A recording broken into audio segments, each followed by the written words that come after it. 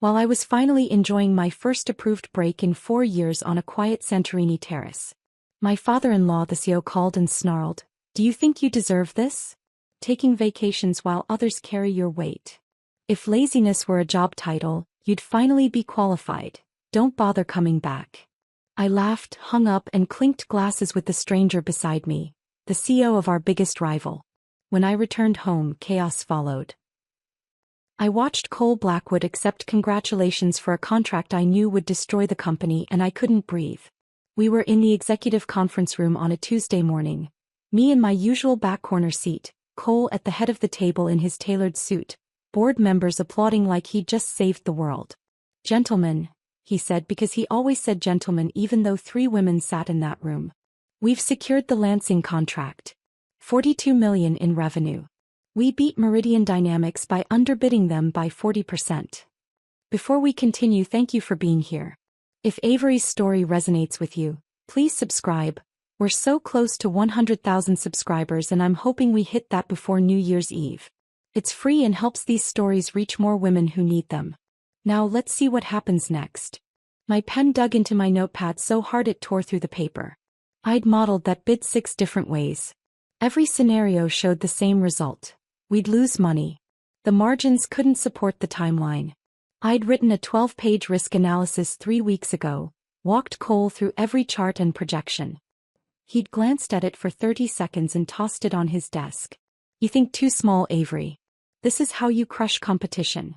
Now he stood there accepting praise for a decision that would bleed Blackwood Manufacturing dry, and my husband Garrett sat across the table giving me that look, jaw tight, tiny shake of his head. "Don't question Dad. Not now. Not ever." 4 years I'd worked 70-hour weeks doing CFO-level strategy for a senior analyst salary while Cole's name went on every press release. 4 years of being the invisible architect behind every financial win, watching men take credit for my work. 4 years of making myself smaller and smaller, hoping someone would finally see my value. That morning, watching Cole celebrate a contract that would prove I'd been right all along, I realized something. They did see my value. They just didn't want to pay for it. And when I finally took my first vacation in 4 years, 10 days I'd requested 4 months in advance, approved in writing, Cole Blackwood called me in Santorini and fired me for abandoning my responsibilities. He thought he was ending my career. He had no idea he'd just set me free. But I'm getting ahead of myself. That Tuesday morning in the conference room, I sat in silence while Cole finished his victory speech. The board members stood, shaking his hand, clapping him on the shoulder.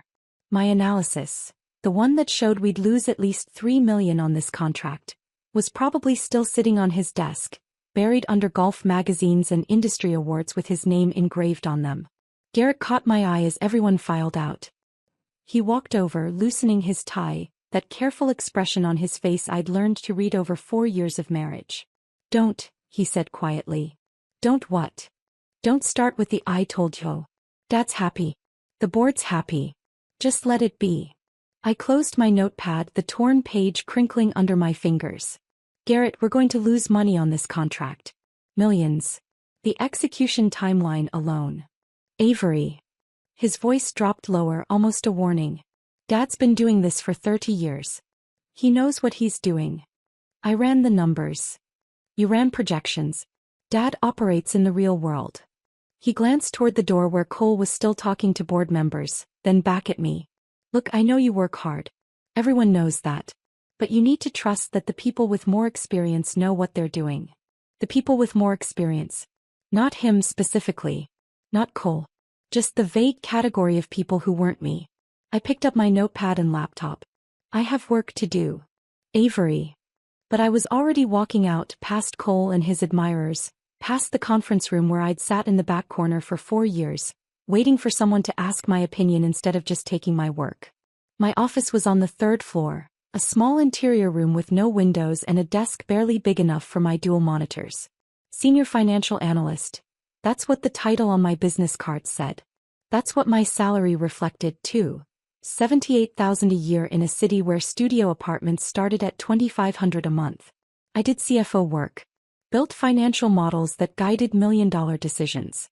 Restructured supplier contracts. Identified cost savings. Projected growth scenarios. But the title stayed the same and so did the pay because I wasn't a Blackwood by blood. I'd walked into this building 4 years ago as Garrett's fiancée, a Wharton MBA with a leather portfolio and enough naivety to believe competence mattered more than last names. Cole had shaken my hand at our engagement dinner, that iron grip of his, and said, "We could use someone with your brain around here, Avery. This family values intelligence." I'd believed him. I'd believed that my financial acumen would be rewarded, that my strategic thinking would earn me a seat at the table, that eventually the work would speak for itself. It did speak. Just not in my voice. Every strategy one built became our approach in Cole's presentations. Every cost-saving measure I identified became the leadership team's initiative in company-wide emails. My risk analyses were summarized into bullet points and presented by Garrett to the board, stripped of my name, my nuance, my warnings. I sat down at my desk and opened the Lansing contract file. The numbers were still there, stark and undeniable. At the bid price Cole had submitted, 40% below market rate, we'd barely cover materials costs. Labor would push us into the red. Any delays, any unexpected complications, and we'd be hemorrhaging money. But Cole didn't care about my projections. He cared about beating Meridian Dynamics, about the press release that would say Blackwood Manufacturing had undercut their biggest competitor. I stared at my screen until the numbers blurred. That evening I stayed late. The third floor emptied out by 6, but I was still there at 8, building contingency models for when the Lansing contract started losing money. As it would. And when it did, someone would need a plan to stop the bleeding. That someone would be me. The credit would go to someone else. Garrett texted at 9, "Working late again?" I typed back, "Finishing projections. Asterisk, don't stay too late. You need rest. Asterisk. Rest." As if sleep was the problem. As if exhaustion was something I could fix with 8 hours and a good pillow instead of the systematic erasure of my contributions. I got home at 10:30.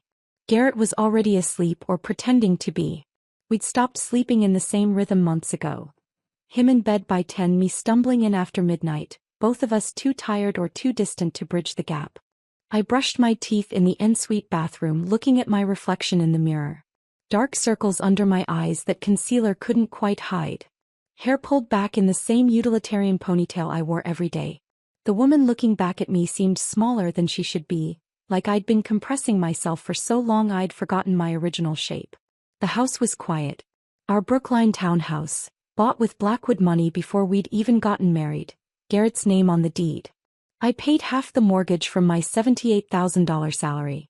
He paid the other half from his director-level income that was nearly double mine, even though his primary job seemed to be presenting my work to his father. I climbed into bed on my side, the left side, the side I'd claimed 4 years ago and never moved from. Garrett didn't stir.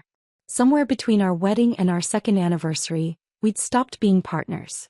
We'd become roommates who shared a mortgage and occasional meals and increasingly less conversation.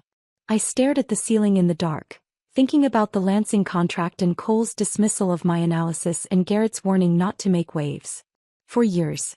I'd given this family 4 years of 70-hour weeks, 4 years of invisible labor, 4 years of watching my name disappear from my own work. And for what? The email arrived 3 weeks later, on a Wednesday night when I was working from the kitchen island, laptop open, mug of chamomile tea going cold beside me. Garrett was upstairs watching something on his iPad, the sound of explosions and dramatic music filtering down through the ceiling. Subject line: updated benefit information. I almost deleted it. Almost. But something made me pause. Maybe the timestamp sent at 9:14 p.m., long after Margaret and HR usually went home. Maybe the small voice that had been whispering warnings I'd trained myself to ignore. I opened it. My Keyman life insurance policy had been increased from $3 million to $18 million, effective immediately. I read it 3 times. $18 million. No explanation. No prior discussion. Just a clinical paragraph in corporate font notifying me that Blackwood Manufacturing now valued my death at 6 times what they'd valued it 3 months ago. My hands were shaking as I opened my calendar, scrolling back through project completions and milestones. The policy increase was dated March 18th. March 18th was 3 days after I'd finalized the supplier contract renegotiations that saved Blackwood $6 million in annual costs. 3 days. The knot in my stomach that had been tightening for months suddenly had a shape, a name, a cold mathematical logic that made my chest constrict. I grabbed my laptop and walked upstairs. Garrett was propped against the headboard, iPad on his lap, barely glancing up as I came in. "Garrett, did you know about this?" I turned the laptop screen toward him, showing the email. He squinted at it, then shrugged. "Life insurance? That's just HR stuff. Standard benefits. My policy was increased to $18 million. Okay." He looked back at his iPad. "That's good, isn't it? Means the company values you. Values me." The irony was so sharp I almost laughed. "Did anyone else get an increase?" "I don't know, Avery. I don't handle HR benefits." His tone was dismissive, distracted. "If you're worried about it, talk to Margaret." I did.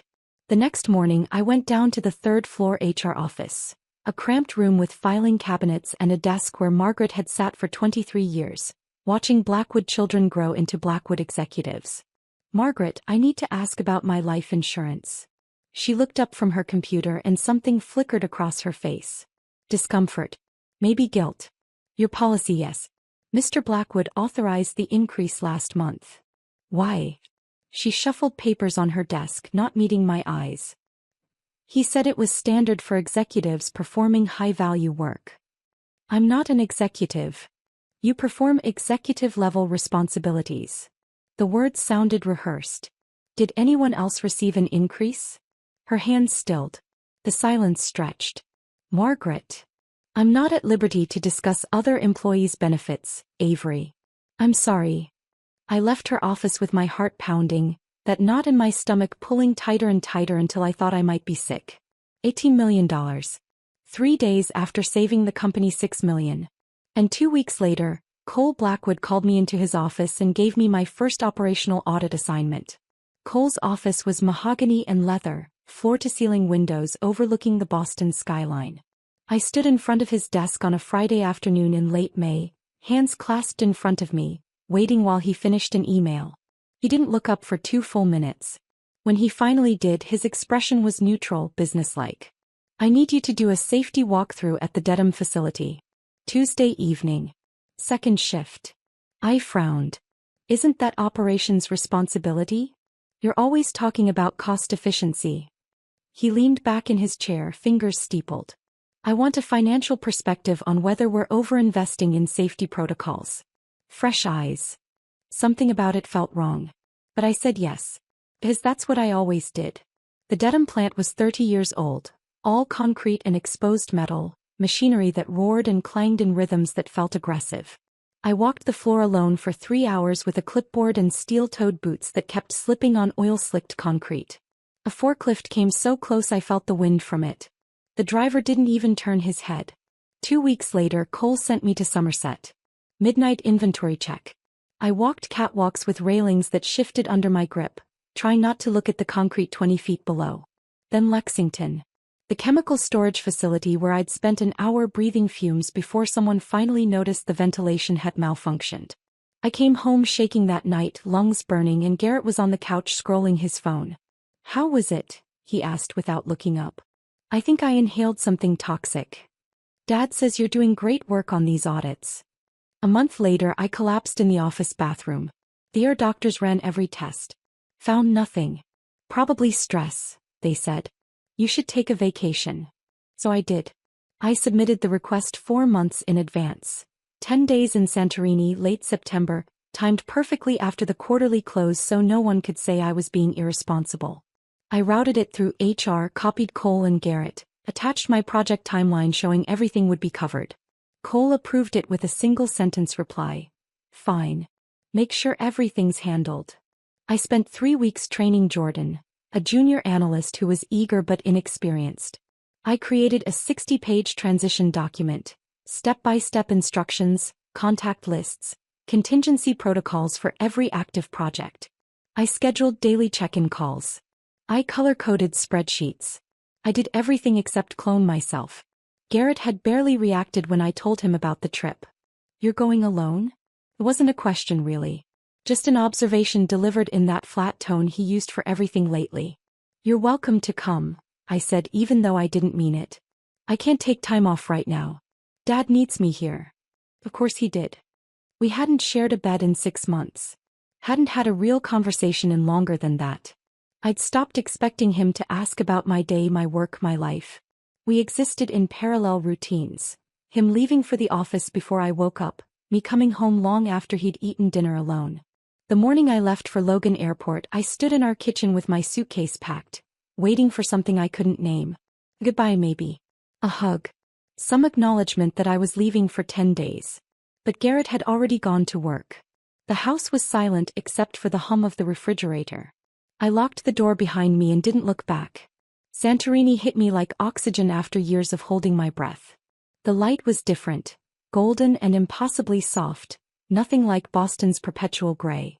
I stayed at a small cliffside hotel in Oi run by a woman named Katerina who brought fresh yogurt and honey to my terrace every morning and never asked why I was traveling alone. I spent the first 2 days crying. Ugly, heaving sobs on my private terrace overlooking the caldera, mourning a version of myself I'd buried so deep I'd forgotten she existed. The woman who'd graduated Wharton with honors and ambitions. The woman who'd believed competence mattered more than last names. The woman who'd thought marriage meant partnership. By day 3 something shifted. I started breathing differently, deeper, slower, like my lungs were remembering their actual capacity. I walked the narrow cobblestone streets with no destination, ate grilled octopus at tiny tavernas where no one knew my name, drank a Surtico that tasted like minerals and salt and freedom. I didn't check my work email. Not once. Garrett sent one text on day 2. Hope you got there safe. I didn't respond. On day 4 I was sitting on the hotel terrace at sunset, watching the sky turn shades of amber and rose I didn't have names for, a glass of wine in my hand, when the woman at the next table turned to me. She was older, late 50s maybe, with silver-streaked auburn hair pulled into an elegant knot and oversized sunglasses that somehow made her look more sophisticated instead of hidden. You have the look of someone who just remembered she's allowed to exist, she said. I laughed, surprised by the sound of it. Is it that obvious? Only to someone who's been there. She gestured to the empty chair at her table. Join me. Her name was Wyatt Brennan, and she had the kind of presence that made you sit straighter without realizing it.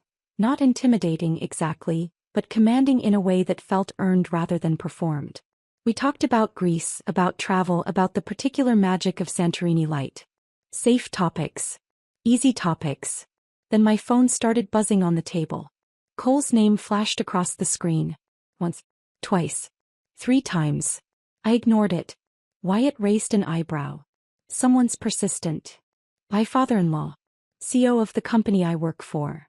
I picked up my wine glass, watching the liquid catch the fading sunlight. He doesn't believe in boundaries. Family business? In-laws business. I just work there. The bitterness in my voice surprised me. The phone buzzed again. 4th call. Wyatt tilted her head. You going to answer that? Something in her tone, curiosity maybe, or just the permission of a stranger who had no stake in my choices, made me pick up the phone. I should have let it go to voicemail. Hello. Do you think you deserve this? Cole's voice exploded through the speaker so loud that Wyatt could hear it clearly. So loud that the couple 3 tables away turned to look. Taking vacations while others carry your weight? You've been gone 3 days and the Lansing contract is imploding because you weren't here to clean up the mess. 4 years of conditioning made me respond automatically, voice steady even as my heart raced. Cole, I left a 60-page transition document. I trained Jordan for 3 weeks. Everything is covered. Jordan is incompetent. You're the one who runs the numbers, Avery. You're the CFO. Something cracked inside me. Something that had been bending for 4 years under the weight of invisible labor and stolen credit and salary reviews that never came. I'm the senior financial analyst who does CFO-level work for half the salary and 0 credit, I said, my voice colder than I'd ever heard it. And I'm on an approved vacation. Silence on the other end. The dangerous kind. Then his voice came back, quiet and venomous. If laziness were a job title, you'd finally be qualified. Don't bother coming back. You're fired. The line went dead. I sat there holding my phone, staring at the darkening caldera, and felt something strange wash over me. Not devastation. Not fear. Relief. Then I started laughing. It started small. A shocked exhale. and built into something bigger, wilder, more liberating than anything I'd felt in 4 years. The kind of laughter that comes from a place so deep you'd forgotten it existed. Wyatt was watching me with an expression I couldn't quite read. She raised her wine glass, lips curving into a knowing smile. "To liberation," she said. I clinked my glass against hers, still laughing, feeling lighter than I had in years. "To liberation." We ordered another bottle of wine and watched the sun finish setting, painting the white buildings of OIA in shades of pink and gold. And then I started talking. I told her things I'd never said out loud. How Cole dangled the CFO title like bait for 4 years while taking credit for every strategy one built. How Garrett had slowly morphed from partner to puppet, echoing his father's dismissals. How I'd saved Blackwood $6 million in supplier negotiations and been told I was too emotional for leadership. How my life insurance policy had been increased to $18 million 3 days after that save. How Cole had started sending me on solo audits to facilities with broken equipment. How I'd collapsed from chemical fumes and been told to take a vacation. This vacation, that he'd approved without hesitation after blocking my requests for 2 years. Wyatt listened without interrupting, sipping her wine, her expression shifting from curiosity to concern to something harder. When I finished, she was quiet for a long moment. Then she reached into her bag and pulled out a matte black business card. "Wyatt Brennan," she said, sliding it across the table. "CEO of Meridian Dynamics." The name registered like a physical impact. Meridian Dynamics. Blackwood Manufacturing's biggest competitor. The company Cole had spent 5 years trying to crush, underbidding on contracts, poaching clients, bad-mouthing in industry circles. "I heard the whole conversation," Wyatt said. "And I'm going to make you an offer. We're opening a new East Coast division. We need a CFO who understands industrial manufacturing, someone who knows the players, the pitfalls, how to build sustainable growth instead of reckless empire." She paused. "Someone who actually takes vacations." I stared at the card, at the embossed logo, at the phone number that felt like a lifeline I hadn't known I needed. My phone buzzed on the table. "Garrett, Dad's furious." "What did you do?" Not "Are you okay?" Not "What happened?" Just "What did you do?" Like I'd committed some unforgivable sin by answering my phone on my approved vacation. I picked up the phone, held the power button until the screen went dark, and looked at Wyatt. "Tell me more." "We stayed on that terrace until the stars came out, until the tourists thinned and the restaurants along the cliff began closing their outdoor seating, the staff stacking chairs and wiping down tables with tired efficiency." Wyatt told me about Meridian Dynamics over that second bottle of wine. How she'd built it from a mid-sized regional player into a national competitor by focusing on sustainable manufacturing practices and treating employees like assets to develop rather than resources to exploit. "We don't win by underbidding and bleeding out on execution," she said, swirling the wine in her glass. "We win by building relationships with clients who value quality over cost-cutting. It's slower growth, but it's real." Everything she described was the opposite of Cole's approach. I told her I'd think about it. She smiled like she already knew my answer. "Take your time. Enjoy the rest of your vacation. When you're ready, call me." We had dinner 3 more times over the next week. At different tavernas perched on the cliffs, over fresh fish and Greek salads and conversations that felt like a strange hybrid of therapy and strategic planning. She never pressured me. Never made the job offer feel transactional. She just talked about what Meridian was building and let me imagine myself as part of it. On my last night in Santorini, we met at a small restaurant in Phoenicia, away from the tourist crowds. The owner brought us grilled sea bass and roasted vegetables without us ordering, like Wyatt was a regular. After dessert, baklava and strong Greek coffee, she handed me a leather folder embossed with Meridian's logo. "Background reading," she said. "Details on the CFO role, compensation structure, team you'd be building." She paused, sliding the folder across the table. "And some industry intelligence on Blackwood you might find interesting. No pressure. Just information." The folder was thick, substantial. I tucked it into my carry-on bag, promising to read it on the flight home. That night, lying in my hotel bed with the terrace doors open and the sound of the Aegean drifting in, I finally checked my email. I'd been offline for 9 days. 9 days of silence from Blackwood Manufacturing, from my marriage, from the life I'd left behind in Boston. 73 unread messages. I scrolled through them with a sick feeling in my stomach. 15 from Cole. The subject lines escalated from urgent, Lansing contract to unacceptable behavior, to final warning, even though I'd already been fired. 12 from Garrett. Each one colder and more clipped than the last. Where are you? Dad's furious. You need to call. This is embarrassing. You're being selfish. Not once did he ask if I was okay. 3 emails from Diane Cole's wife, all with subject lines about family loyalty and disappointing everyone who believed in you. And one from Sloan, Garrett's younger sister, sent 2 days ago. Avery, I'm sorry about Dad. I don't know what happened, but I know it's not your fault. Call me when you're home. I miss you. I stared at that last email for a long time. Sloan was the only Blackwood who'd ever treated me like family instead of staff. She was younger, 26 to my 32, an art history major who'd been told by Cole that business school is for serious people like Garrett. She'd always been on the periphery of the family empire, decorative but not functional. We'd bonded over that shared invisibility. I didn't respond to any of the emails. Just closed my laptop and tried to sleep. The flight from Athens to Boston was 9 hours. I waited until we were cruising at altitude, the cabin lights dimmed and most passengers sleeping or watching movies on their seatback screens, before I opened Wyatt's folder. The first section was what I expected. Job description, salary range, equity package, benefits. All of it generous, professional, exactly what a CFO role should offer. The second section made my hands start shaking. It was a comprehensive analysis of Blackwood Manufacturing's financial health, compiled by Meridian's strategic intelligence team. Not corporate espionage. Everything was sourced from public filings, industry reports, supplier networks, and workforce data that any competent analyst could access. But put together, it was devastating. 9 contracts currently losing money. Not just Lansing, 8 others I'd flagged as risky over the past 2 years. Contracts Cole had pushed through despite my warnings, underbidding to steal market share without regard for execution costs. Deferred maintenance creating OSHA violations across 4 facilities. Equipment breakdowns increasing. Safety incidents trending upward. Supplier contracts renegotiated at terms that squeezed smaller partners to breaking point. 3 had already gone under. 2 more were on the edge. Workforce turnover at 34%, double the industry average. Exit interview data showing employees leaving because of toxic leadership and unsustainable workload. Meridian's analysts had modeled Blackwood's cash flow based on these public indicators.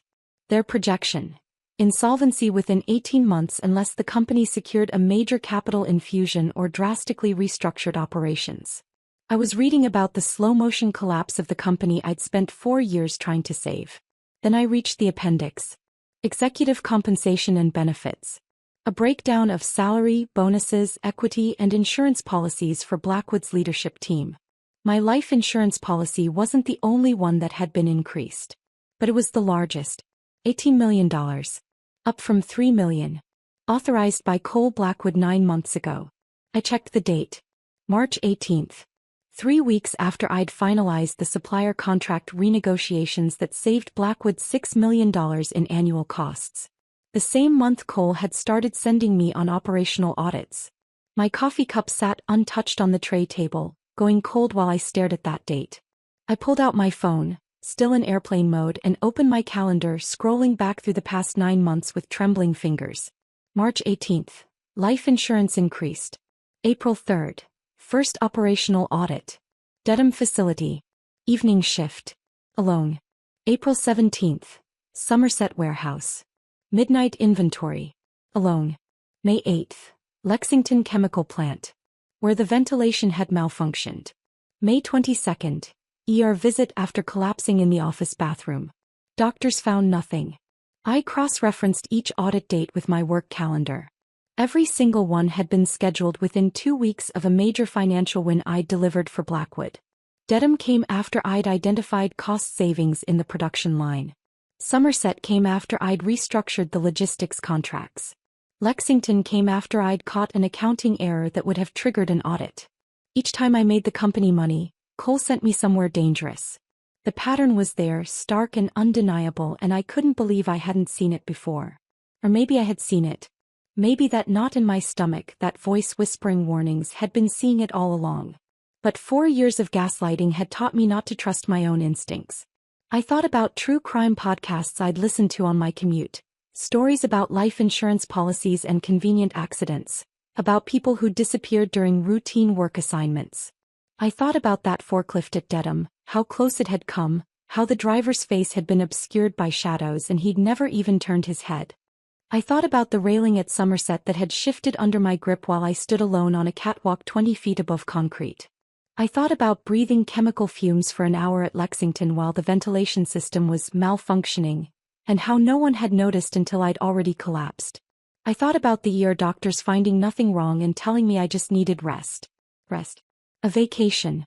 A vacation Cole had blocked for 2 years, until suddenly for months ago he'd approved 10 days in Greece without hesitation. Almost eagerly. Like he wanted me gone. Or like he expected I wouldn't be coming back. The plane hit turbulence and my coffee cup rattled on the tray table. I grabbed it before it spilled, my hands shaking so badly I could barely hold it steady. Maybe I was paranoid. Maybe 4 years of psychological warfare had broken my ability to think rationally.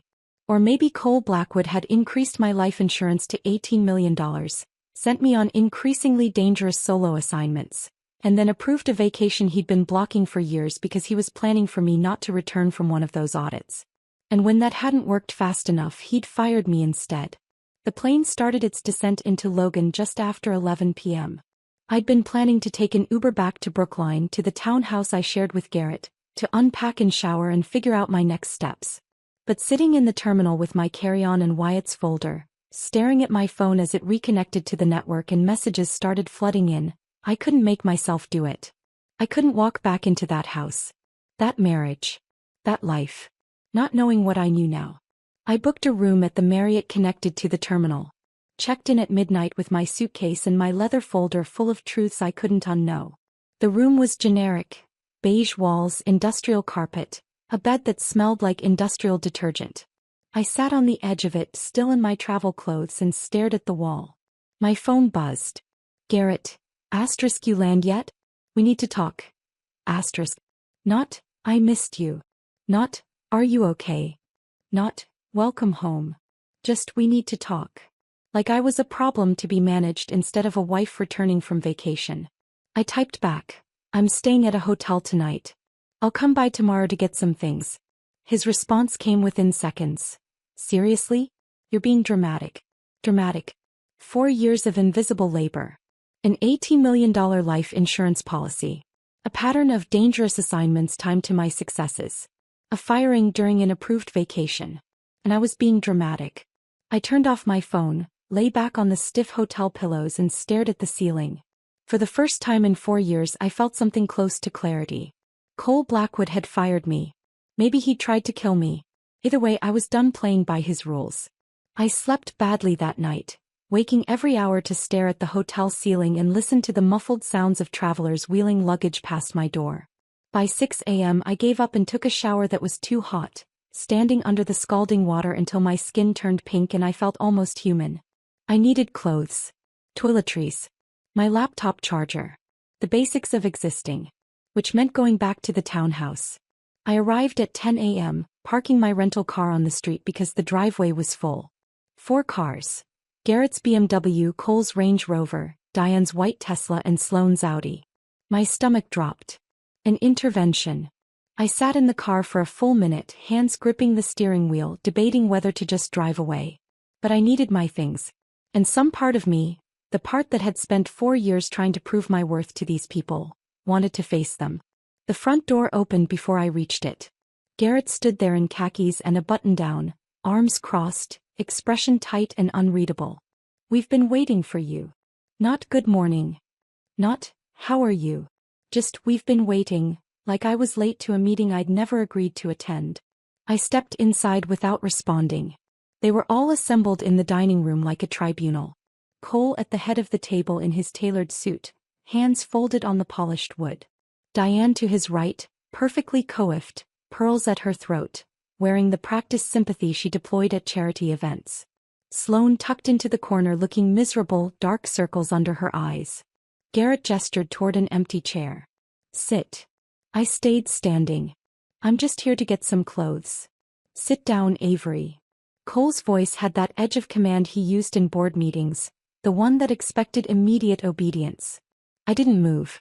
He leaned back, studying me with those cold gray eyes. Did you enjoy your little tantrum in Greece? It wasn't a tantrum. It was a vacation. Approved in writing 4 months ago. He waved that away like it was irrelevant. You abandoned your responsibilities. The Lansing contract is falling apart. Jordan couldn't handle what you left him. The Lansing contract was always going to fall apart, Cole. I told you that in a 12-page risk analysis. You ignored it. The room went very still. You didn't contradict Cole Blackwood. Not in his presence. Not in front of family. That was the first rule I'd learned when I married into this dynasty. Garrett's jaw clenched. He took a step toward me, voice low and tight. Avery, you're a senior analyst. Not the CFO. You don't get to question executive strategy. There was 4 years of subtext finally spoken out loud. I looked at him.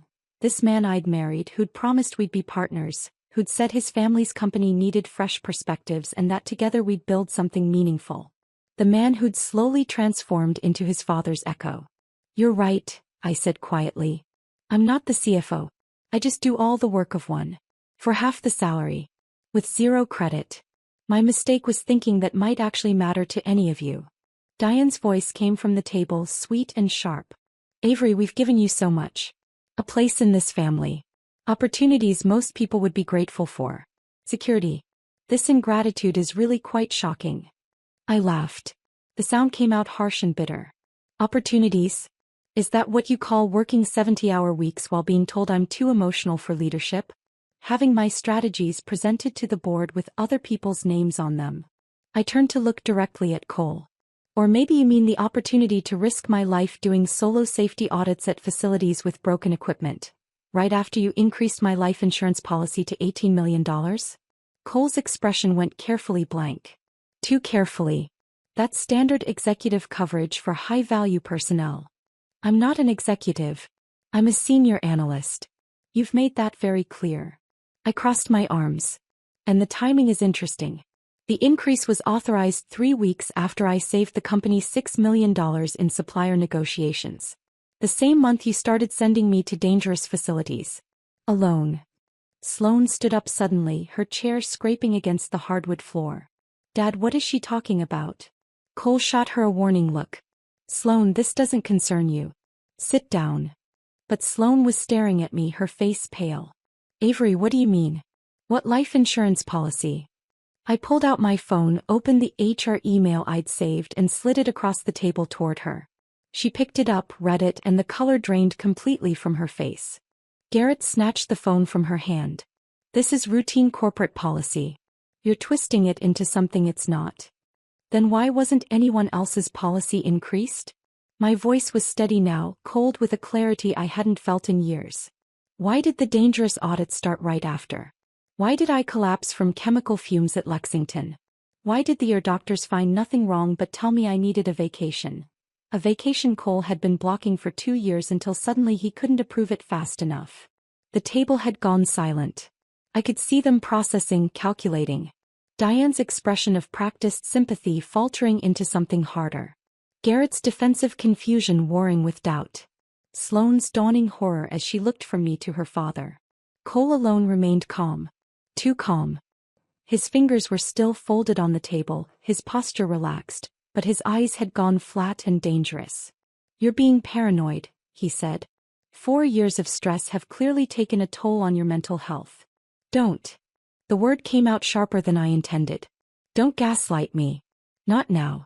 I've spent 4 years doubting my own instincts because you convinced me I was too emotional, too cautious, too small-minded. But I'm done with that. I pulled Wyatt's folder from my bag and dropped it on the table. Meridian Dynamics did an analysis of Blackwood Manufacturing's financial health.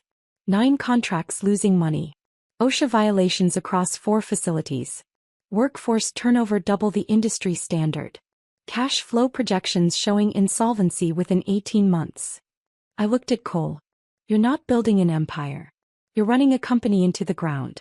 And I was the one holding it together while you took credit and planned for my convenient exit. Cole's mask finally cracked. His voice came out cold and lethal. Where did you get that information? Does it matter? If you've been sharing confidential information with our competitors. Everything in that folder is from public sources. Industry reports.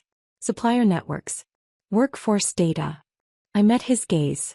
You want to know what's really in there? The truth you've been hiding from your board. From your investors. From everyone. He stood slowly, both hands flat on the table. You're fired, Avery. That hasn't changed. He slid a stack of papers toward me. Separation agreement. Non-disclosure. Non-compete covering 24 months and the entire industrial sector on the East Coast. Sign it, take your $60,000 severance and disappear quietly. I picked up the papers. My hands were steady. Underneath the separation agreement were divorce documents. Garrett's signature already there, dated 3 days ago, while I'd still been in Santorini. My chest went hollow. I looked at Garrett. You filed for divorce while I was on vacation? He wouldn't meet my eyes. Dad said it was best to handle everything at once. Clean break. Everything at once. My job. My marriage. My entire life dismantled like a failed quarterly report. You signed these 3 days ago, I said. Before I even came home. Avery. You'd already decided. All of you. I looked around the table. This isn't an intervention. This is an execution. Diane's voice was crisp. We're giving you a generous severance. Most people in your position would be grateful. $60,000. I set the papers down. For 4 years of CFO-level work. While you pay actual executives 4 times that as a starting bonus. Cole's patience was gone. You have 72 hours to sign. After that, we rescind the offer and make this very ugly for you. No severance. No recommendations. We'll make sure no one in this industry hires you. I picked up my purse. Looked at Garrett one last time. At this man who'd promised to be my partner and had instead become my warden. You already made it ugly, I said. You just didn't expect me to survive it. Sloane stood up. Avery, wait. But I was already walking toward the stairs, toward the bedroom where I'd spent 4 years sleeping next to a man who'd stopped seeing me somewhere along the way. I packed quickly. Clothes, toiletries, my laptop, the few personal items that were actually mine. Everything fit into 2 suitcases and a duffel bag. When I came back downstairs, they were still sitting at the table. Garrett had his head in his hands. Diane was speaking quietly to Cole.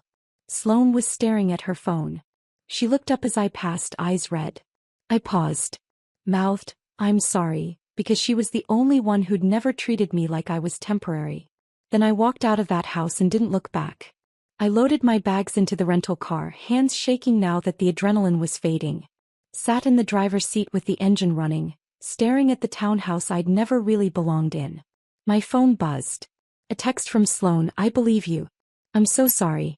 Please be safe. I typed back, thank you. You too. Then I pulled Wyatt's business card from my wallet, stared at it for a long moment and dialed. She answered on the second ring. Avery. How are you? That job offer, I said. Is it still available? Absolutely. When can I start? How soon can you get to New York? Wyatt's voice came through the phone calm and steady, like she'd been expecting this call. Like she knew exactly how the intervention would go before I'd even walked through the door. I was sitting in my rental car outside the Brookline townhouse, bags packed in the trunk, hands still shaking from confrontation adrenaline. I need to handle some things first, I said. Sign the separation papers. Find a lawyer. Figure out where I'm staying. Don't sign anything without legal review. Cole will bury traps in that contract. She paused. And you don't need to figure out housing. Meridian keeps corporate apartments in Hudson Yards for executives in transition. You can stay there as long as you need. My throat tightened. Wyatt, I haven't even officially accepted yet. You called me. That's acceptance enough. I could hear the smile in her voice. Take the weekend. Get your affairs in order. Monday morning 9 a.m. come to Meridian. We'll make it official. After we hung up, I sat there for a long moment staring at the house through the windshield. Then I put the car in drive and left Brookline behind. That night I stayed at the Marriott again. Spread the separation papers across the hotel desk next to Wyatt's business card and tried to read through the legal language with exhausted eyes that kept blurring the text. Non-disclosure agreement. Standard enough.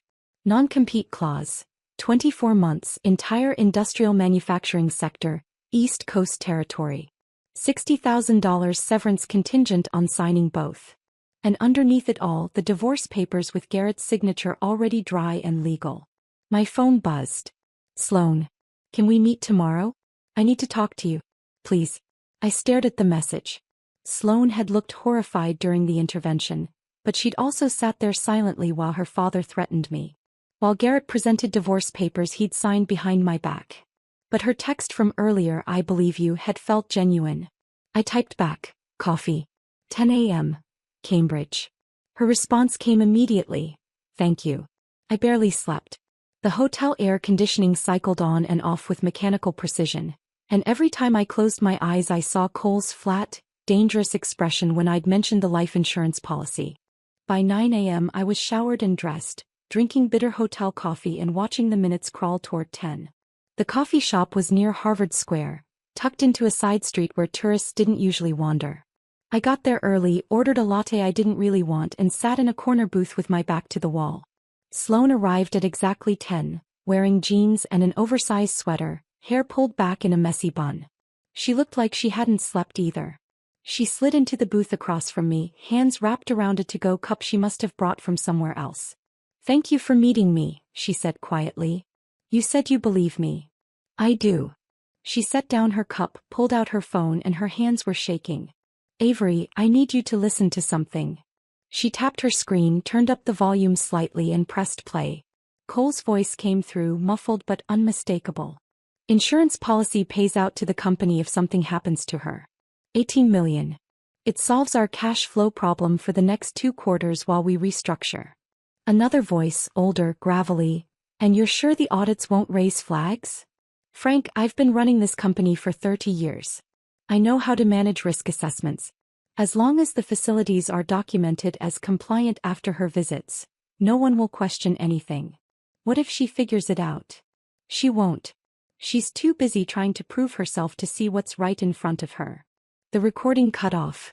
I sat there feeling like someone had dumped ice water over my head. Sloane's eyes were red-rimmed. "I couldn't sleep after yesterday. I kept thinking about what you said, about the timing, about the audits. So around 2 in the morning I went downstairs. Dad's study door was cracked open. He was on the phone." She swallowed hard. "I recorded it through the door. My hands had gone numb." "Sloan. I know what this means. I know what he was planning." Her voice cracked. "Avery, I think my father tried to kill you." The words hung between us, stark and terrible. "If you testify to this," I said carefully, "if you give this recording to anyone official, Cole will destroy you. He'll cut you off. Turn the family against you. Make sure you have nothing." She laughed, and it came out bitter and broken. "He's already destroyed me. Just slowly over 26 years. Telling me I wasn't serious enough for business school. That art history was a cute hobby for someone who didn't have Garrett's discipline. That I should focus on finding a good husband instead of a career." She looked at me with fierce, desperate eyes. "You were the only person in that house who ever asked about my work. Who looked at my paintings like they mattered. Who treated me like I had a brain instead of just a trust fund. Sloan. I can't let him do this to you. I won't." She pushed her phone across the table. "Take it. Copy the recording. Use it however you need to." I stared at the phone, at this evidence that could bury Cole Blackwood but would also detonate what was left of Sloane's family. "Are you sure?"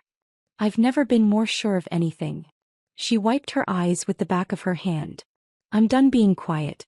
I'm done pretending the people I love aren't monsters." I picked up the phone and forwarded the recording to myself. Watched the progress bar fill and the confirmation appear. Then I reached across the table and gripped her hand. "Thank you," I said. "For believing me. For being brave enough to do this." He squeezed back. "What are you going to do?" "I don't know yet. But I'm not signing Cole's papers until I talk to a lawyer." That afternoon I met with Patricia Strand in her office in downtown Boston. A corner suite with leather furniture and walls lined with law books and framed degrees from schools that mattered. She was maybe 55, silver hair cut sharp at her jawline, reading glasses perched on her nose as she reviewed the separation agreement I'd brought. She read in silence for 10 minutes, making occasional notes on a legal pad. Finally she looked up. This non-compete is unenforceable. I blinked. What? You were terminated during approved leave time. That's retaliatory termination, which violates Massachusetts employment law. The non-compete clause is overly broad. 24 months covering an entire industry sector is unreasonable restriction of trade. She tapped the document. If Cole tries to enforce this, we'll countersue for wrongful termination, and I'll make sure every detail comes out in discovery. The life insurance policy, the dangerous audits, the whole pattern. So I can just ignore it? No. Sign it. Take the severance money. Let Cole think he's won. He smiled sharp and knowing. Then go work for Meridian Dynamics. When he inevitably tries to sue you for breach, we'll destroy him in court and you'll probably end up with a much larger settlement. And the divorce? She flipped to those pages. Uncontested, no fault. You're not asking for anything except to dissolve the marriage. Sign it. Move on. He's not worth fighting over. I signed everything that afternoon. Separation agreement. Divorce papers. All of it. Patricia filed the documents while I sat in her office drinking water from a paper cup and feeling like I was shedding a skin I'd been trapped inside for 4 years. When I walked out of her building, the September air felt different. Lighter. I drove to New York that evening.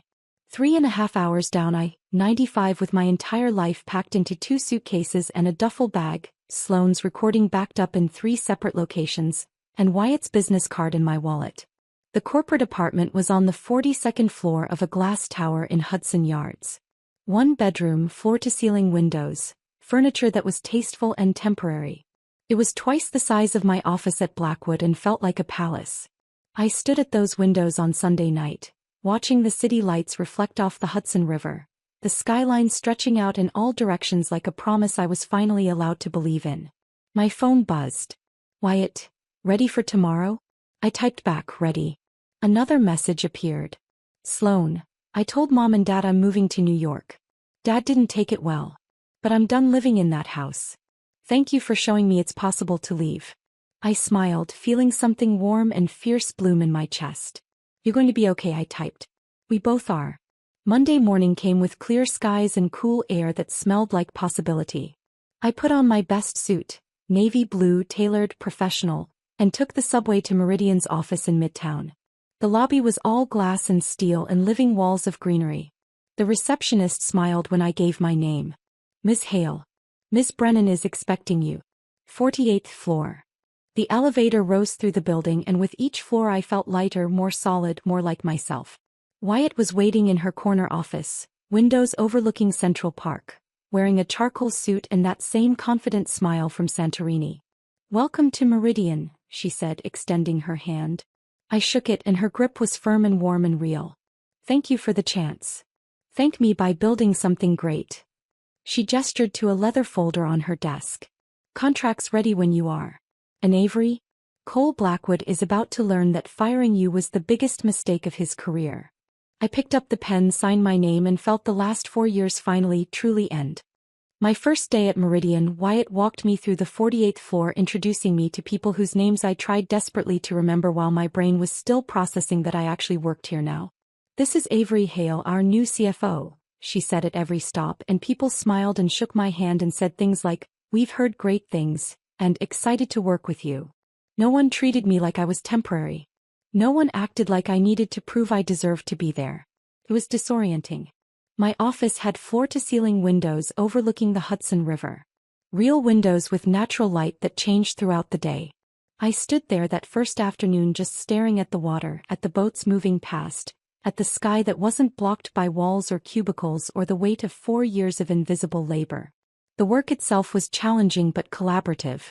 I spent the first week in budget meetings, reviewing Meridian's cost structures, identifying opportunities for efficiency without gutting departments or squeezing suppliers.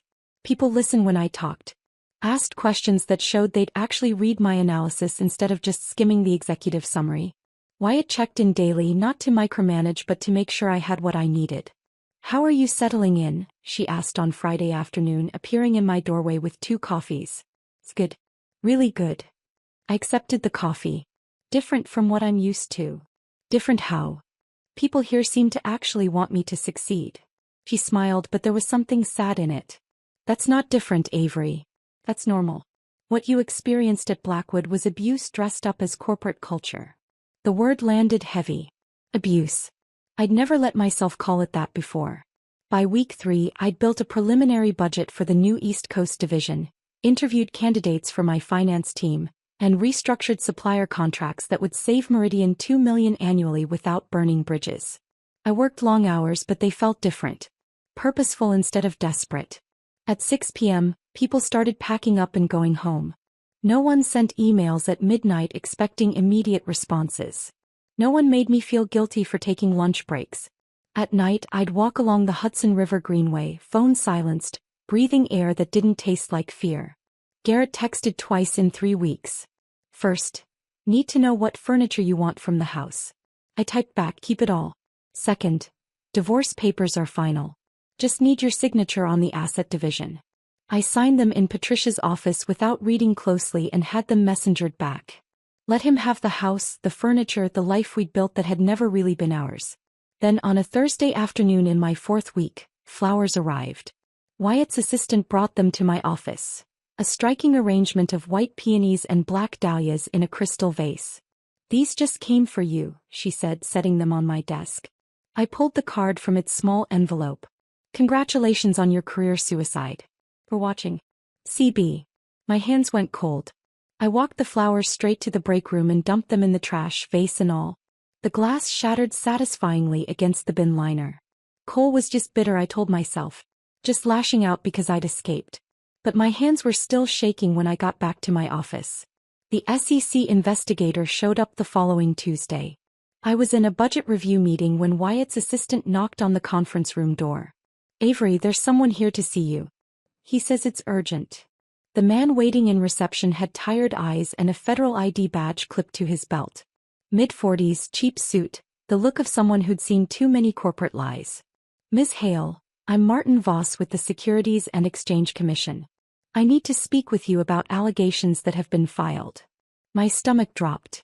What kind of allegations? Securities fraud and theft of proprietary information. Is there somewhere we can talk privately?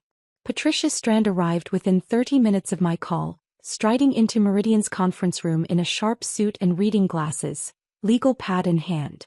My client won't be answering questions without counsel present, she said, sitting beside me. Voss nodded like he'd expected that. He slid a folder across the polished table. Ms. Hale, we're investigating a complaint filed by Blackwood Manufacturing alleging that you illegally accessed and transmitted confidential company information to Meridian Dynamics prior to your employment here. He opened the folder and showed me printed emails. From avery.hale@blackwoodmf.com to w.brennan@meridiandynamics.com. Date, September 3rd. Subject, confidential financial projections. The preview text showed financial data, client lists, contract details. My mouth went dry. I never sent these. Voss's expression didn't change. According to Blackwood's IT department, these emails originated from your company account. The metadata shows they were sent from your IP address while you were still employed. That's impossible. I never emailed Wyatt before I was fired. I met her in Santorini after. Patricia put a hand on my arm. We'll need to see the complete digital forensics. Email headers, server logs, authentication records. Everything. Voss pulled out a notepad. We're still gathering that information from Blackwood's systems. But Ms. Hale, I need to ask, did you have any communication with Meridian Dynamics before your termination from Blackwood Manufacturing? No.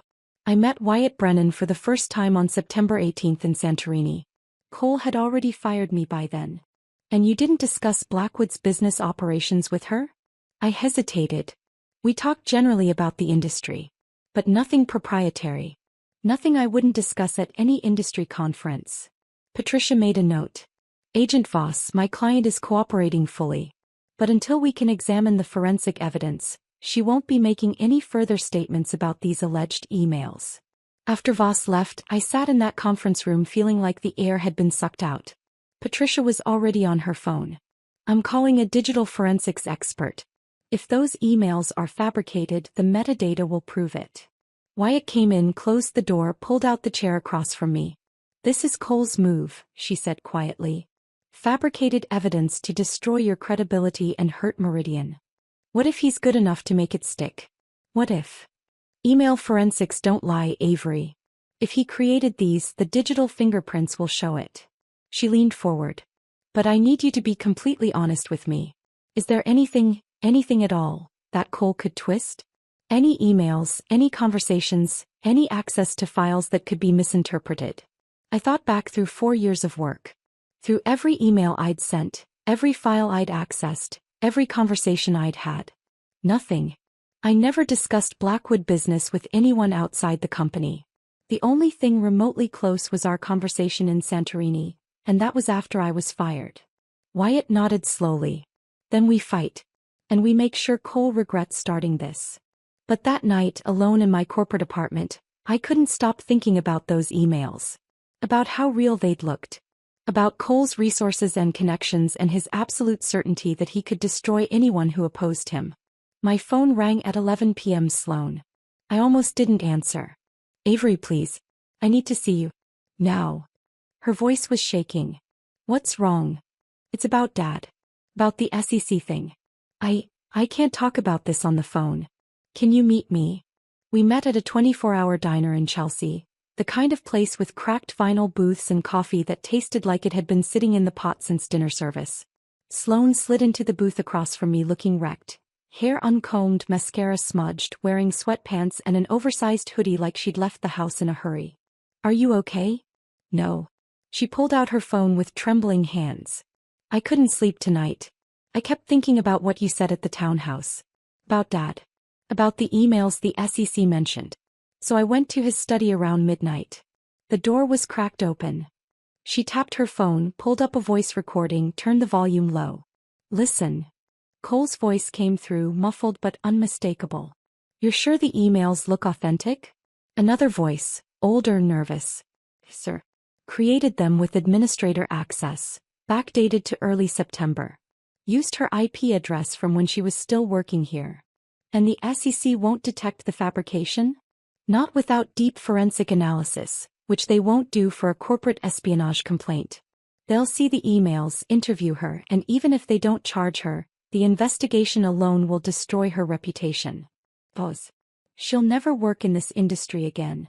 Cole's voice came back, cold and satisfied. Good. Make sure all the logs are clean. I don't want any trace leading back to us. The recording ended. I sat there feeling like someone had poured ice water through my veins. Sloane's eyes were red and swollen. He fabricated evidence. He's trying to frame you for a federal crime. My hands were shaking so badly I had to grip the edge of the table. Sloane, if you give this to anyone, if you testify, your father will destroy you. I know. Her voice cracked. But I can't watch him do this. Not to you. Not to anyone. She pushed her phone across the table. Take it. Copy the file. Use it however you need to. I stared at that phone, at the evidence that could save me and detonate what was left of Sloane's family. Are you absolutely sure? She wiped her eyes with the heel of her hand. I'm done being afraid of him. I'm done pretending he's someone he's not. I picked up the phone, forwarded the recording to myself and Patricia and Wyatt, watched the files send and confirm. Then I reached across the table and gripped Sloane's hand. Thank you. For being brave enough to do this. She squeezed back and we sat there in that fluorescent-lit diner at midnight, two women who'd escaped the same poison, holding on to each other while the evidence of Cole Blackwood's crimes lived in our phones like a loaded gun. I didn't sleep that night. Just lay in my corporate apartment staring at the ceiling, Sloane's recording playing on repeat in my mind. The investigation alone will destroy her reputation. She'll never work again. By 6 a.m. I gave up on sleep and called Patricia. I have evidence, I said when she answered. Cole confessing to fabricating the emails. Recorded by his daughter. Silence. Then, how soon can you get to my office? Patricia's office at 8 a.m. was already alive with purposeful energy. She had coffee brewing, her paralegal taking notes, and a digital forensics expert on video call within 15 minutes of my arrival. Sloane showed up at 8:30 looking exhausted but determined. Patricia listened to the recording 4 times, her expression growing more severe with each playthrough. Finally she set down her phone and looked at both of us. This is conspiracy to commit fraud, obstruction of justice and wire fraud, all federal crimes. Cole Blackwood just confessed to fabricating evidence in an active SEC investigation. She turned to Sloan. You understand what this means. Testifying against your father will destroy your relationship with your family. Possibly permanently. Sloane's hands were folded tight in her lap, knuckles white. I'm already estranged. They just don't know it yet. The only question is whether I do the right thing or keep being silent like I've done my whole life. Patricia nodded slowly. Then we move fast before Cole realizes what we have. The next week was a blur of documentation and preparation. I compiled everything, 4 years of performance reviews showing exemplary work, the termination email sent while I was on approved vacation, HR records of the life insurance increase dated 3 weeks after my supplier contract win, safety audit assignments with dates that corresponded to every major financial contribution I'd made. Patricia hired a whistleblower protection attorney for Sloan, a woman named Rebecca Torres who specialized in protecting witnesses in corporate fraud cases. Sloan gave a formal statement, had the recording authenticated by a digital forensics lab, signed affidavits about what she'd witnessed. I watched her do it with a mixture of gratitude and guilt. She was burning her family to the ground to save me. Are you sure?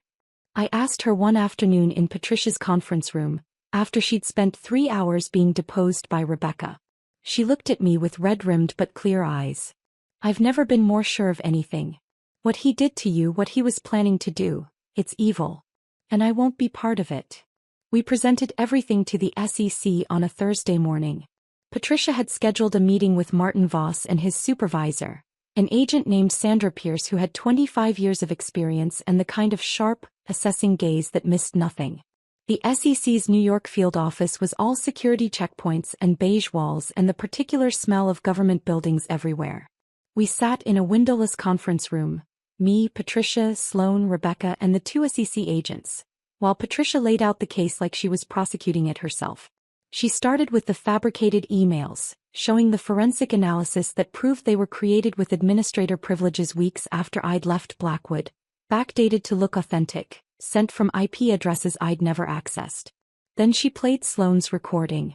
Cole's voice filled the room, cold and calculating, discussing the fabrication like it was a routine business transaction. When it finished, Pierce's jaw was tight with barely controlled anger. Miss Hale, I owe you an apology. You were never the subject of this investigation. You were the victim. She looked at Sloan. And Ms. Blackwood, what you've done here took extraordinary courage. You're now a federal whistleblower and we'll make sure you're protected. Voss was already on his phone. I'm calling the U.S. Attorney's Office. We need arrest warrants drawn up today. Patricia pulled out another folder. There's more. Evidence suggesting Cole increased Ms. Hale's life insurance policy to $18 million, then systematically sent her on dangerous solo audits at facilities with safety violations. We believe this may constitute attempted harm or reckless endangerment. Pierce took the folder, scanned through it, and her expression darkened. We'll need to investigate this further, but if the pattern holds. She looked at me. Ms. Hale, your former father-in-law may be facing additional charges beyond evidence fabrication. The words hung in the air. Attempted harm. Someone finally saying out loud what I'd been too afraid to name. The arrest happened on a Tuesday morning. I was in my office at Meridian reviewing quarterly projections when Wyatt appeared in my doorway, face serious. Turn on the news. I pulled up CNBC on my computer. The headline was already scrolling. Breaking. Industrial CO arrested on federal fraud charges. The footage showed Cole being walked out of Blackwood Manufacturing headquarters in handcuffs, flanked by federal agents, his face contorted with rage and disbelief. Behind him, through the glass walls, I could see employees standing frozen at their desks, watching their CO being taken away. The news anchor's voice provided narration. Cole Blackwood, CO of Blackwood Manufacturing, has been arrested and charged with conspiracy to commit fraud, obstruction of justice and wire fraud. These charges stem from allegations that Blackwood fabricated evidence in an SEC investigation targeting a former employee. If convicted on all counts, he faces up to 20 years in federal prison. My phone started buzzing immediately. Reporters. Former colleagues. People I hadn't spoken to in months suddenly wanting statements. One voicemail from Diane Cole's wife, her voice dripping venom. "You've destroyed this family. I hope you're proud of yourself, you ungrateful." I deleted it without listening to the rest. Another message, this one from someone at Blackwood's board. "We'd like to discuss the circumstances of your departure." I forwarded that one to Patricia. The only call I answered was from Sloan. "Are you okay?" I asked. "No." Her voice was thick. "But I did the right thing." "I know I did." "You did. You absolutely did. Mom won't talk to me. Garrett called me a traitor. Dad's lawyer is trying to claim I fabricated the recording." She laughed, bitter and broken. "But I'd do it again. I'd do it 1,000 times." The trial lasted 4 weeks. I didn't attend. Patricia said I didn't need to. My deposition and documentation were entered as evidence, and my presence in the courtroom might turn media attention on me instead of on Cole's crimes. But Patricia sent me daily updates. Sloan testified for 6 hours over 2 days. Patricia said she was extraordinary, calm, detailed, unflinching. She walked the jury through years of watching her father manipulate people, treat employees as disposable assets, prioritize profit over safety and ethics. When the prosecutor played her recording, the courtroom went silent. Neil Garson, Blackwood's IT director, had taken a plea deal early and testified against Cole. He confirmed under oath that he'd fabricated the emails at Cole's direct instruction, using administrator access to create false evidence that was then presented to federal investigators. The forensic evidence was damning. Metadata that showed creation dates weeks after my termination. Server logs that proved the emails never actually traversed any network. Digital fingerprints that tied everything back to Blackwood's IT systems. The defense tried to argue entrapment, claiming Sloan had manipulated the conversation. But the recording was too clear, too damning, and Cole's own words sealed his fate. The jury deliberated for 3 hours. Guilty on all counts. I was in a budget meeting when Patricia called with the verdict. I excused myself, walked to my office, closed the door, and just stood at the window looking out at the Hudson River. Guilty. Cole Blackwood, the man who'd dangled promotions I'd never receive, who'd taken credit for my work, who'd increased my life insurance and sent me into dangerous facilities, who'd fired me for taking a vacation and then tried to frame me for federal crimes, was guilty. Sentencing came 2 weeks later. 18 to 22 years in federal prison. I watched the news coverage from my apartment that evening, glass of wine in hand, sitting on my couch in the corporate housing that had somehow started feeling like home. The reporter stood outside the courthouse. "Cole Blackwood, once a titan of the manufacturing industry, will spend nearly 2 decades in federal prison." The judge cited the severity of fabricating evidence and attempting to destroy a former employee's career as factors in the sentencing. They showed footage of Cole being led away, his expensive suit rumpled, his face no longer red with rage but ashen with shock. Garrett appeared briefly in the coverage, stone-faced, declining to comment. My phone buzzed. "Sloan, it's over. He's really going to prison." I typed back, "How are you feeling?" Her response took a minute. "Empty. Relieved." Said, "All of it at once." "Me too," I sent. And it was true. I'd won. Cole was in prison. My name was cleared. Meridian had stood by me through everything. But victory didn't taste like triumph. It tasted like ashen endings and the hollow satisfaction of watching someone destroy themselves while you stood at a safe distance. I finished my wine, set down the glass, and looked around my apartment, at the life I was building, at the city lights beyond my windows, at the future that was finally, truly mine. Cole Blackwood had tried to erase me. Instead, I'd erased him. The wheel had turned. Justice had been served. And somehow it still felt like I'd lost something I couldn't name. The hollow feeling didn't go away. Thought it would. Thought that watching Cole get sentenced, seeing justice actually work for once, would bring some kind of closure that felt satisfying instead of just empty.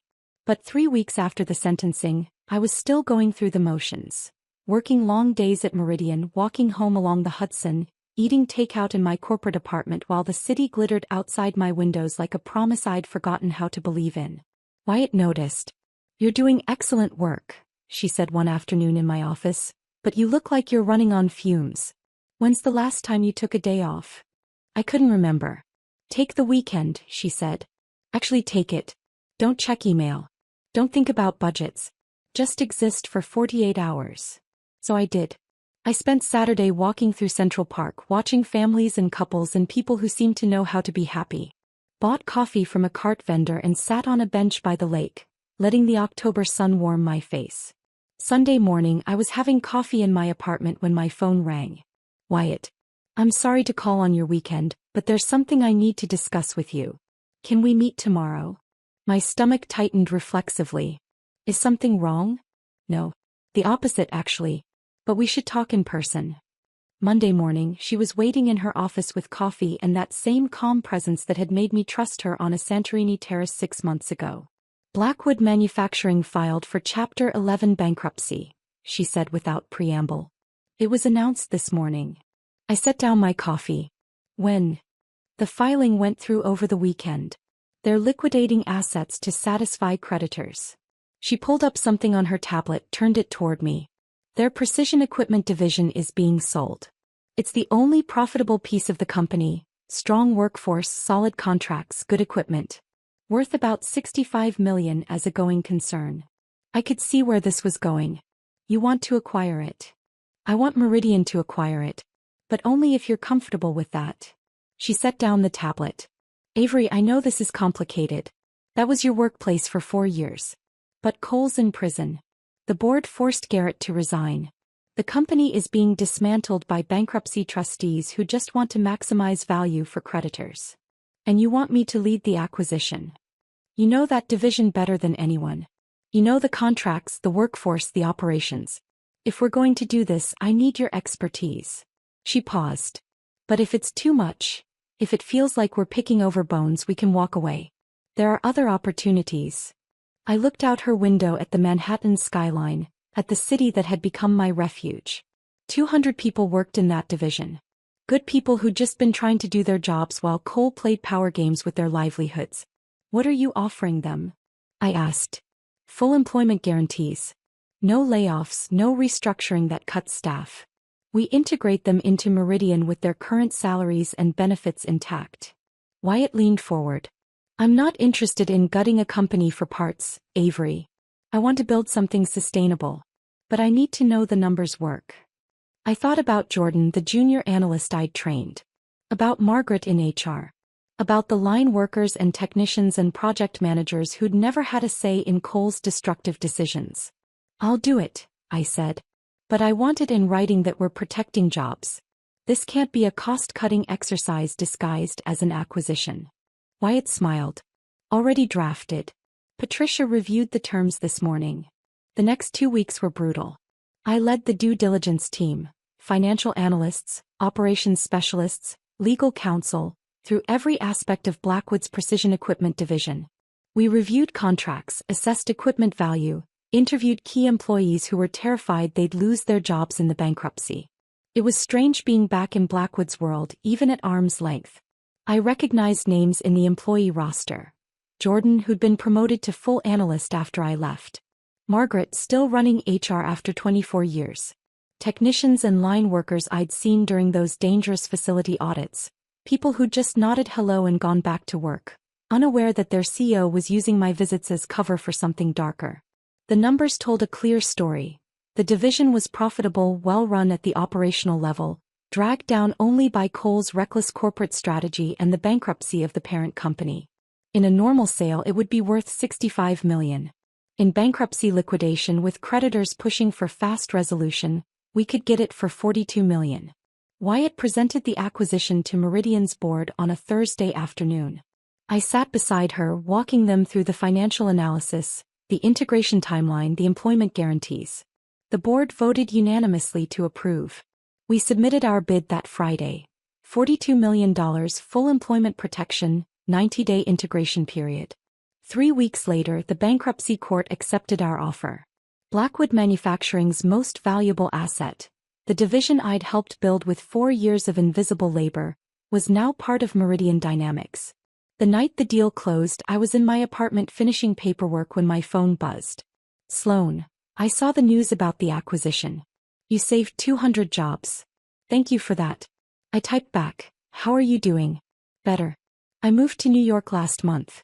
Working at a gallery in Chelsea.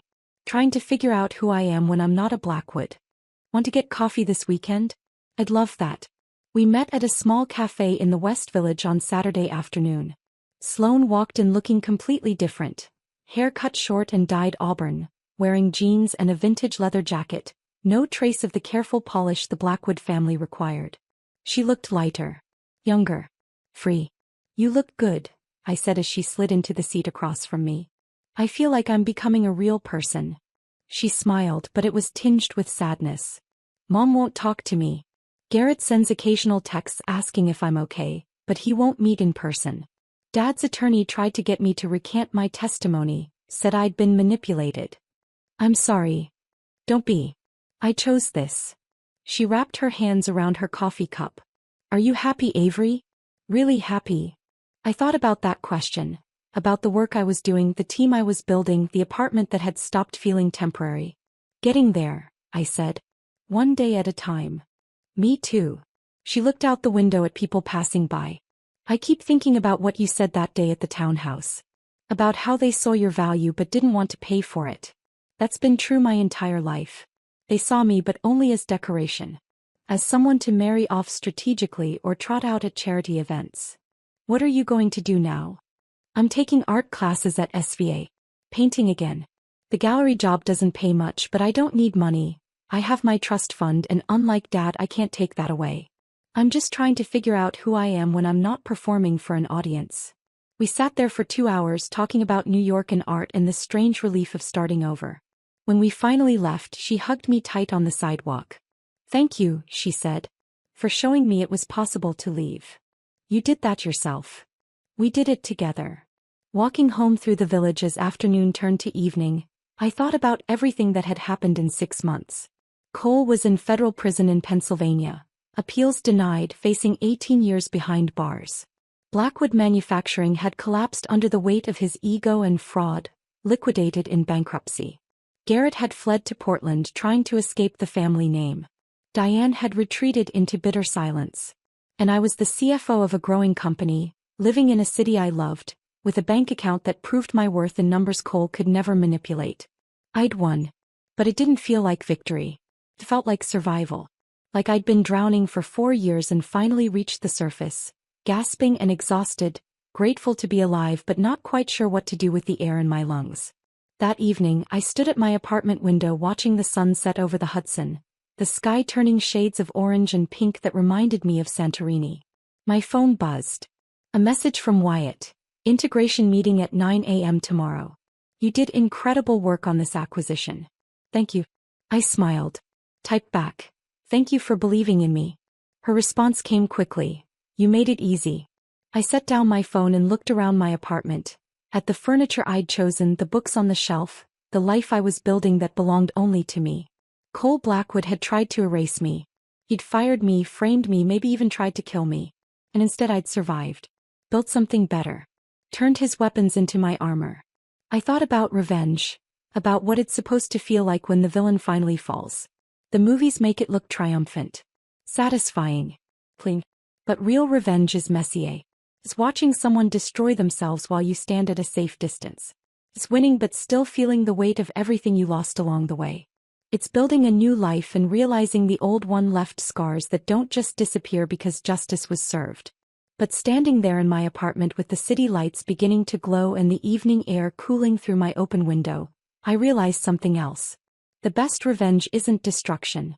It's building something better from the ashes. It's walking away free. And it's waking up every morning and choosing yourself over the people who tried to make you small. Cole had wanted me to disappear. Instead, I'd made him irrelevant. And that, finally, slowly, painfully, was starting to feel like enough. If this story of strategic justice had you holding your breath, hit that like button right now. My favorite part was when Sloane played that recording, exposing Cole's crimes in his own voice. What was your favorite moment? Drop it in the comments below. Don't miss more powerful stories like this. Subscribe and hit that notification bell so you never miss an upload.